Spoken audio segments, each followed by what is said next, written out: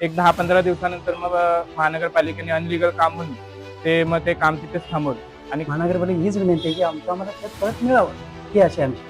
भाई साहब वसी, विरार महानगर पालिका क्षेत्र में खतरनाक और अनधिकृत इमारतों का मुद्दा गंभीर होता जा रहा है। विरार पूर्व की एक 40 साल पुरानी इमारत को प्रशासन ने अतिधोखादायक घोषित कर खाली कराया, जिससे करीब 200 परिवार बेघर हो गए हैं। नागरिकों के पुनर्वास का बड़ा सवाल खड़ा हो गया है। सामाजिक कार्यकर्ताओं ने क्लस्टर योजना लागू कर सुरक्षित और कानूनी घर देने की मांग की है।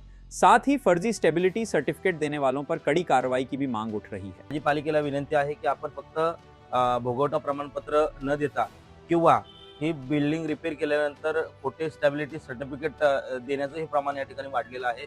पालिकेने याच्यावर लक्ष देऊन या खोटे स्टॅबिलिटी सर्टिफिकेट आहेत यांच्यावरही देणाऱ्यांवर कारवाई केली पाहिजे आणि याच्याकडे आपण जातीने लक्ष देऊन हे संपूर्ण प्रकाराकडे पाहणं गरजेचं आहे। इसमें हम रहता था, ठीक है, बिल्डिंग जूना हो गई थी तो महानगर पालिका नोटिस दिया, तो ज़्यादा जूना होते तो उन्होंने बोला खाली कर दो, तो हम लोग ने खाली कर दिया था। अभी बोलो उसको बिल्डिंग को तोड़ दिया, तो बिल्डिंग तोड़ दिया तो हम लोग ने एक बिल्डर पकड़ा, तो बिल्डर को हम लोग ने बनाने को दिया था, महानगर पालिका बनाने नहीं दिया, बोला अनलीगल है ये नहीं बनेगा, लीगल बनेगा।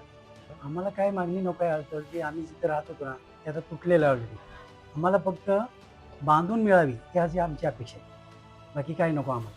कारण का आमचं छत होतं ते गेले, आता आम्ही राहणार कुठं, भाड्यानंतर किती दिवस राहणार?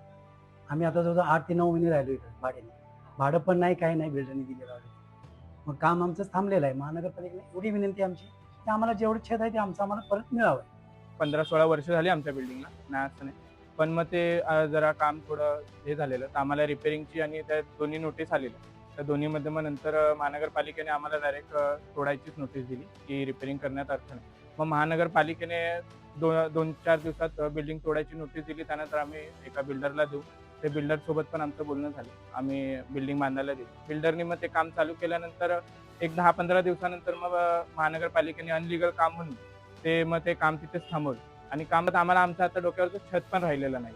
तर आता आमचं एवढंच म्हणणं आहे की महानगरपालिकेने आमची काहीतरी मदत करावी, कारण की आम्हाला प्रमाणपत्र दिले, पण प्रमाणपत्र देऊन 8 महिने झाले, त्यानंतर अजूनही पुढे काहीच कारवाई केली गेलेली नाही। मग त्यामुळे आमचं फक्त एवढंच म्हणणं आहे की महानगरपालिकेने आमची काहीतरी मदत करून आम्हाला आमचं जसं घर होतं छोटंसं ते द्यावं, बस आमची एवढीच विनंती आहे। अपनी राय हमें कमेंट में जरूर बताइए और हर लेटेस्ट खबर के लिए बने रहें द जर्नलिस्ट.in के साथ।